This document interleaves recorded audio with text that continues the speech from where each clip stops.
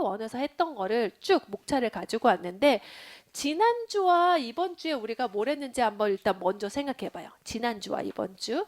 지난주에 르네상스는 15세기, 16세기다. 그러면서 이제 르네상스의 일반적인 특징들을 얘기했어요. 그러면서 기억나요? 우리가 초기 르네상스 하면서 영국 음악부터 시작했던 것을. 그렇죠? 영국 음악의 이 대표 주자가 누구예요? 그렇죠. 던스터. 뭐 이렇게 기억이 나야 돼요. 그죠?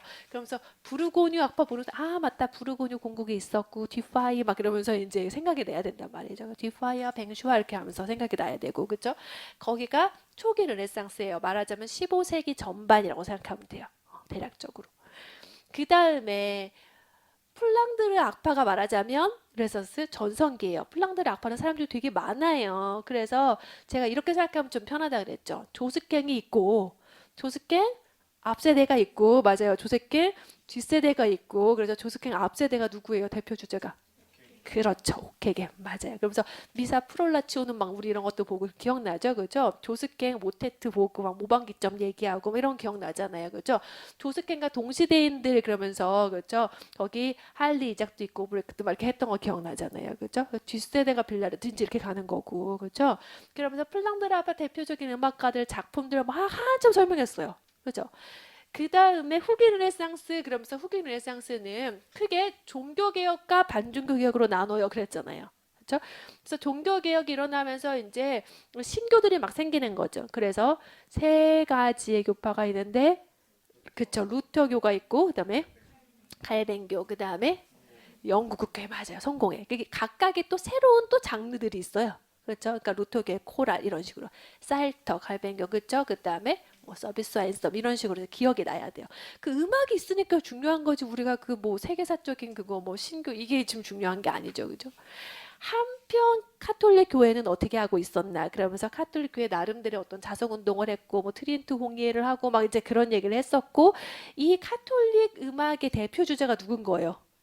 그렇죠. 팔레스티나 얘기하면서 그 동시대인들 뭐 빅토리아 라소스 뭐 이런 사람들 얘기하고 이제 그랬잖아요. 그죠? 거기까지 하고 끝났고 그 다음에 오늘 한 파트가 이제 여기에요. 여기는 한편 일반 사람들은 사실은 자국어로 된 그런 노래들을 막 부르면서 발전시켰는데 그런 노래가 지역별로 되게 특징적인 장르가 있었고요 하면서 이탈리아 대표적인 장르가 마드리가르라면 프랑스에는 파리 샹송이 있고 독일에는 다성 리트가 있고 영국은 영국 마드리갈 루트 노래 이런 식으로 제가 쭉 설명했잖아요. 그죠? 오늘 쫙 여기까지 갔고 그 다음에 악기와 기하음악 하면서 르네상스 악기들 하면서 제가 르네상스 리코더 얘기했던 거 기억나죠, 그죠? 그 제가 리코더 앙상블 했었다. 그러면서 그런 얘기하고, 그죠? 그러면서 현악기, 그죠?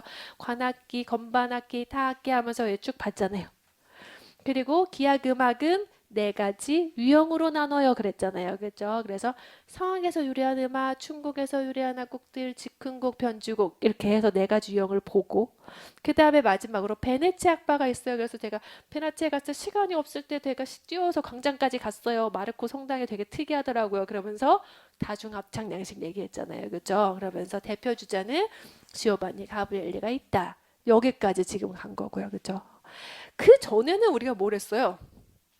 1, 2주. 그렇죠. 고대와 중세를 했잖아요. 그렇죠? 그래서 고대는 사실은 상당히 짧게 했어요. 그래서 그리스와 로마에 대해서 했는데 특히 로마는 정말 짧았고, 그죠? 그리스에 대해서 하면서 그리스 악기들, 그다음에 그리스의 어떤 음악 사상들, 뭐 하르모니아의 개념, 그다음에 그리스 음계, 테트라코도 같은 그런 애들 막 얘기하고 그랬던 거 기억나죠, 그죠? 그 다음에 중세로 넘어가서 중세가 되게 긴 천년의 역사인데 그러면서 중세 시대는 언제고 그 다음에 보에티우스 얘기한 거 기억나? 그러면서 보에티우스 되게 좋아하는 그런 이론가라고 이론가를 되게 높이 평가한 사람이라고 제가 막 그랬잖아요, 그죠? 기억나죠? 저 같은 이론가를 막 무지쿠스 막 이렇게 따로 되게 높이 평가한 그런 사람이라고 막 그런 얘기한 것도 기억나죠, 그죠? 보에티우스 얘기도 하고 그러면서 이제 종교음악 얘기하면서 그레고리오 찬트 얘기하고 뭐 선법도 얘기하고 막 그러면서 이제 여기 일반적인 것들 얘기하고요. 그렇죠? 그러면서 전래 음악 하면 미사와 성부일도 딱 생각이 나야 되고 미사의 일반적인 그 전래 구성표도 딱 제가 사진처럼 외우면 안 될까요? 하는 것들 딱 기억이 나야 돼요. 그죠? 자, 그 다음에 다성음악의 발달 여기가 되게 긴 챕터였어요. 그래서 그 단성 성가가 있는데 이제 걔를 어떻게 확장시키나 이제 그런 얘기를 하는 거였고 횡적 확장 그러면 그렇죠. 트로프, 부속가, 전래극 맞아 이렇게 가야 되고 종족 확장은 뭘 말하는 거예요? 이렇게 나란히 성부를 붙여놓으니까 오르가즘 얘기하는 건데 오르가즘도 시기별로 병행 오르가즘, 자유 오르가즘, 장식 오르가즘 이렇게 12세기까지 가는 거였잖아요. 그죠? 머릿속에서 이렇게 목차와 함께 뭔가 그 중요한 애들이 생각이 나야 돼요. 그러니까 그죠? 그러면서 노트르담 작곡가들이 이제 12세기 후반에 13세기 전반에 노트르담 그 성당을 중심으로 하는 그 파리에 모인 그 노트르담 악파가 있었는데 그들 중에 대표 주자가 뭐 레오넨과 페로탱이고 그런 얘기하면서 이 노트르담 악파 작곡가들이 되게 리듬에도 관심이 있어서 리듬 선법을 썼어요. 그래서 모두 기법법으로 6개의 패턴을 표시를 했죠.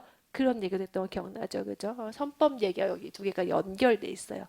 그러면서 레오넨과 페로탱 얘기를 하면서 레오넨이 되게 잘 썼던 것 중에 그 말하자면 신양식이라고 할 수 있는 그런 힙한 양식이라고 할 수 있는 게 그냥 순수 오르가즘 스타일 그 말고 그죠? 디스칸트 양식이라는 게 있었는데 그죠? 디스칸트 양식으로 된 부분이 클라줄라라는 부분이었는데 클라줄라는 원래 아래성부만 가사가 있었는데 상성부에 거기 말, 모트 가사를 붙여가지고 아예 독립적인 장르가 된 게 모테트다 그런 얘기 했었고 그렇죠. 그 다음에 페로탱을 비롯한 20세기 작곡가들이 콘두투스 되게 많이 썼어요. 콘두투스는 좀 얘랑 좀 다른 애죠. 막 그런 얘기를 했죠. 전체가 다 새로 작곡된 음악이고 그죠. 이런 얘기 했던 거 그죠. 기법법의 발달에서 이제 프랑코식 기법법 이런 거 했던 거 기억나죠. 그죠. 프랑코식 기법법 그 다음에 페트루스식 모테트 이런 얘기도 하고 그죠. 그게 다 여기서 나온 거고 영국 다성음악 하면서 싱쿠쿠 싱쿠쿠 이 기억나요? 그죠? 여름이 왔다네 우리 불러도 봤잖아요. 그죠? 얘가 13세기 다성음악이었고 로타와 론델루스 이런 얘기도 하고 영국 다성음악의 전반적인 특징도 얘기하고 그죠? 여기가 되게 긴 파트였고요. 기억나죠? 그죠? 자, 그 다음에 세속음악 파트 하면서 사실 여기 기악음악은 되게 짧았어요. 여기에 비교해서 훨씬 짧았고 그죠?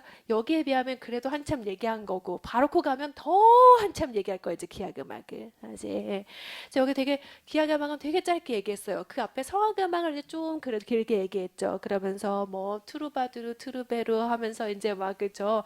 뭐 골리아드송 하면서 이제 성악음악 막 민낯 증거만 하는 게 다 여기 아니겠어요? 성악음악 그렇죠?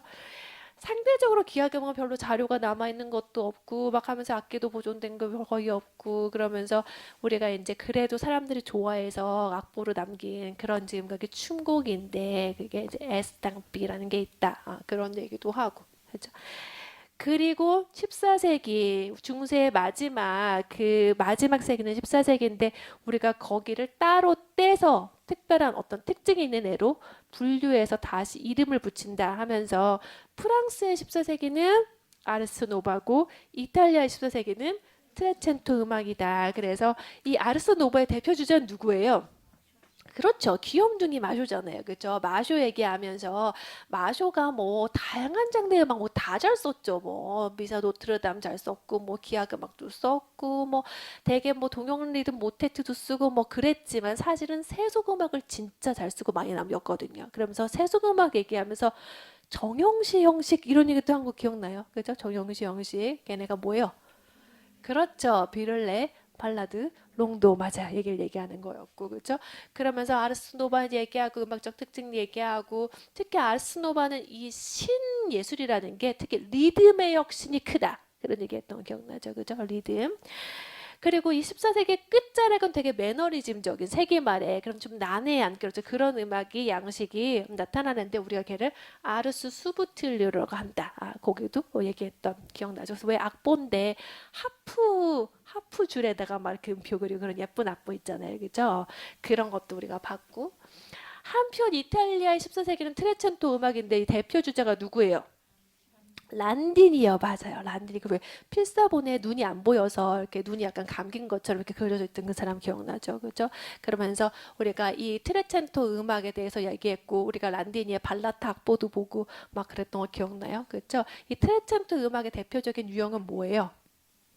그렇죠. 14세기 마드리가 16세기 마드리가 우리 이제 배웠으니까 걔랑 구분해서 14세기 마드리라고 부를게요. 그다음에 14세기 마드리가 그다음에 카치아 발라타 맞아요. 이렇게 있었죠. 그렇죠?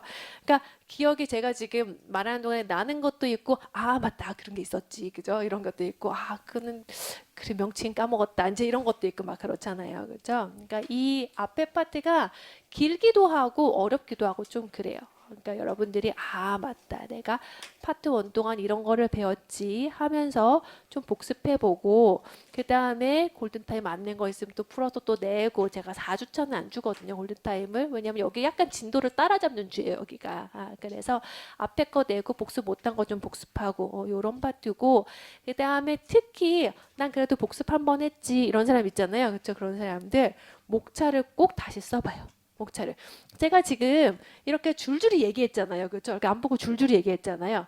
이렇게 얘기할 수 있도록 이렇게 키워드가 생각이 나면 좋겠고 사실 저는 이거 지금 제가 목차를 보면서 얘기했지만 제가 이거 뭐 한두 번 하는 것들은 저 안 보고 목차를 안 보고도 그냥 얘기할 수 있거든요. 사실. 그래서 목차가 머릿속에 있는 거죠. 사진처럼. 그래서 목차를 여러 번 써봐야 돼요. 사실. 그래서 목차를 좀 많이 써보고 그러고도 시간이 좀 있지롱 그러면 이제 약간 어느 부분인가 개론서를 읽기 시작하면 더 좋겠고요. 그렇죠? 그래서 이 파트 1이 좀 복습하는데 시간이 걸려요. 예, 알아요. 이게 정상적이에요. 지극히 자연스러워요. 사실 복습을 완전히 못했어요. 이런 사람도 좀 있을 수 있어요. 얘가 왜냐면 복습하는데 시간이 많이 걸리거든요. 그래서 이 4주차 때 이제 그거를 조금 따라잡는 거죠. 그래서 여러분들이 이 파트 1을 잘 마무리하고요.